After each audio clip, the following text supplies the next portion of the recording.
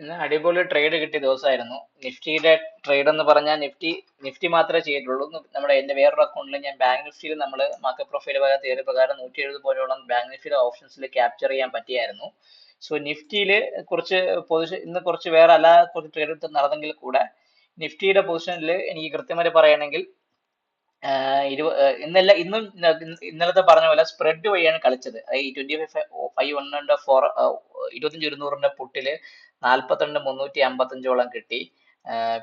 PFC അത് നോക്കേണ്ട ആവശ്യമില്ല, അത് വേറെ പൊസിഷനാണ്, ഇൻഡെക്സ് മാത്രം. അതിൽ പിന്നെ 24,300 പുട്ടിൽ ഏകദേശം 14,447 കിട്ടി.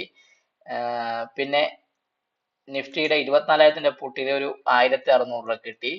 അതിനുശേഷം നിഫ്റ്റിയിൽ നമ്മൾ നോക്കുകയാണെങ്കിൽ, നിഫ്റ്റിയിലെ ട്രേഡ് നോക്കുകയാണെങ്കിൽ കൃത്യമായി പറയുകയാണെങ്കിൽ ഒരു 58,392 അടുപ്പിച്ച് നിഫ്റ്റിയിലെ ട്രേഡിൽ മൊത്തത്തിൽ കിട്ടിയായിരുന്നു. അതായത് പുട്ടും കോളും വാങ്ങിച്ച്, പുട്ടും വാങ്ങിച്ച് വിറ്റ് എന്ന അവസ്ഥയിൽ നിൽക്കുമ്പോൾ കുറച്ച് കിട്ടി.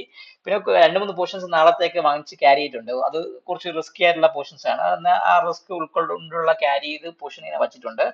സോ പിന്നെ LTTS എന്ന പോർഷൻസ് പറഞ്ഞാൽ അത് നമ്മുടെ ഒരു കോളാണ്. പിന്നെ ഒരു ആൽഫ സെമെന്റിന്റെ പഴയ ഒരു കോൾ ഞാൻ ഇങ്ങനെ ഹോൾഡ് ചെയ്യുന്നുണ്ട് ടാർഗറ്റ് വേണ്ടി. അത് മിക്കവാറും 0 ആയിട്ട് പോവുകയൊക്കെ ചെയ്യും. അത് നോക്കുന്നില്ല.